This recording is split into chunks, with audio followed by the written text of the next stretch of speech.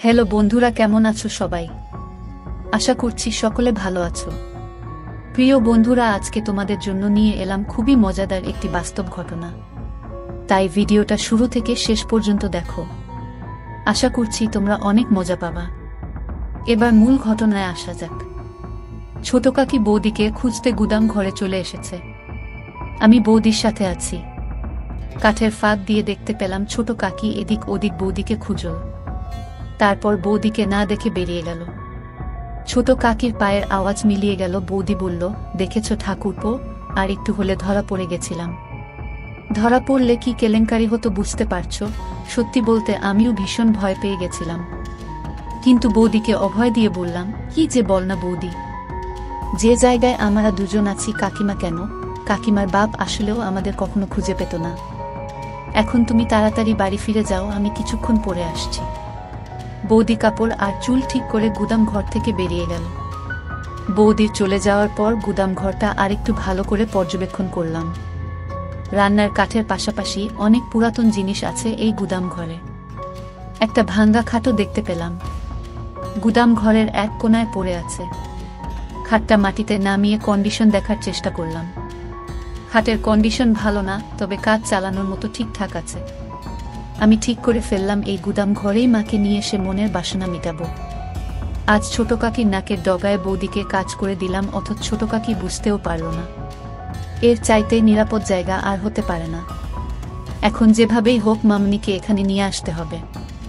বৌদি যাবার 15 মিনিট পর আমি বাড়িতে ঢুকলাম। এই সময়টা বাড়ির সামনের লনে হাঁটাহাঁটি করলাম। তাড়াহুড়োয় মনের খায়েশ মিটল না।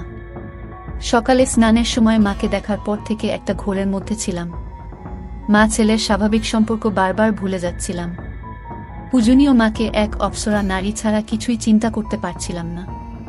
নিজেকে থামাবার শত চেষ্টা যেন বিফল হয়ে যাচ্ছিল বারবার।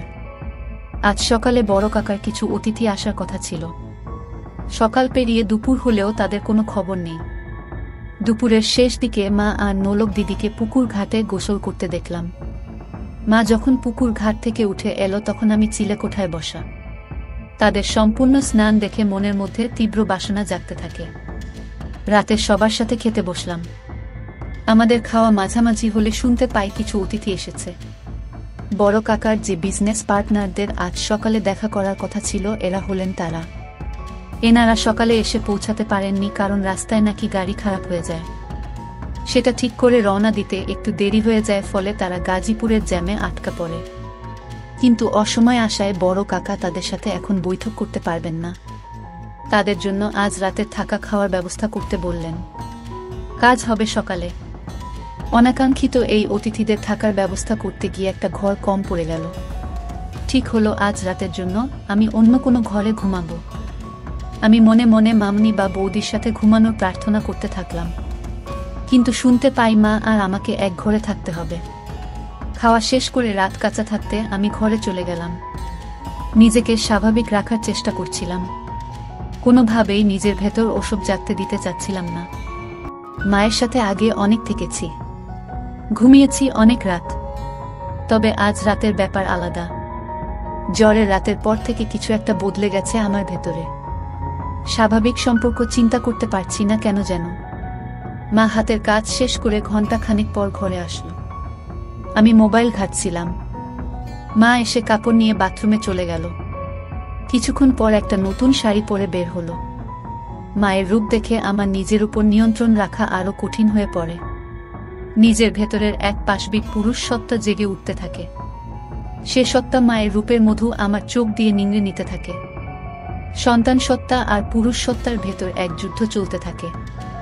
আমার হাতে মোবাইল দেখে মা বলল, রাত জেগে আর মোবাইলে ঘাটিস না, ঘুমিয়ে পড়ো। নতুন শাড়িতে মাকে অসম্ভব সুন্দরী লাগছিল, কিন্তু এ সময়ে শাড়ি বদলানোর কারণ বুঝতে না পেরে মাকে প্রশ্ন করি, এ সময় শাড়ি বদলাতে গেলে যে?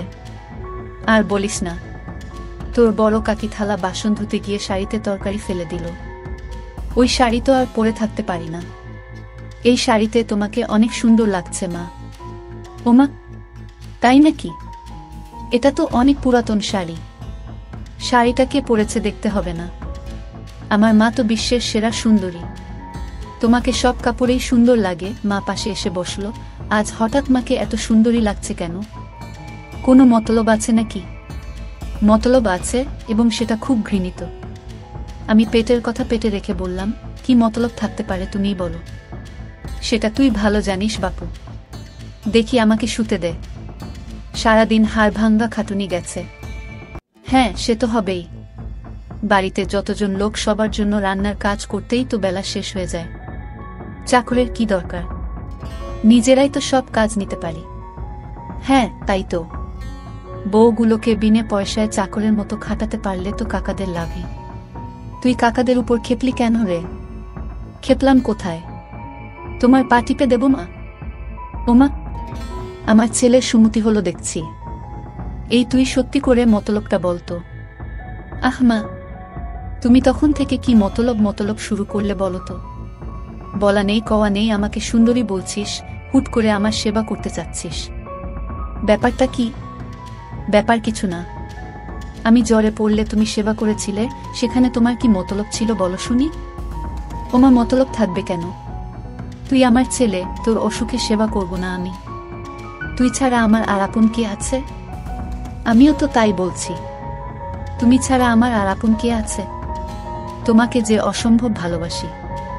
মা ইমোশনাল হয়ে পড়ে আমার কথা শুনে আমাকে ধরে কাঁদতে শুরু করে। মায়ের ছোঁয়া পেয়ে এ সময় পরাজিত হয় আমার সন্তান সত্তা। তখন আমি এক অন্য আমি হয়ে যাই। তীব্র লালসায় মাকে ধরি। কিছুক্ষণ পর মা আমাকে ছেড়ে দিয়ে আমার কপালে গালে হামি দিতে থাকে। মায়ের চোখে কান্নার জল। আমি হাত দিয়ে মায়ের চোখের পানি মুছে দেই। মাকে বলি, তোমার জন্য আমি আছি মা। তোমার কোনো ভয় নেই, কোনো দুঃখ নেই। তোমার সব চাওয়া পাওয়া আমি পূরণ করে দেব। মা হাসার চেষ্টা করে বলল, আমার ছেলে দেখি বড় হয়ে গেছে। মায়ের দুঃখ কষ্ট বুঝতে শিখেছে। কিন্তু আমার কোনো ভয় নেই, দুঃখ নেই। আর নতুন করে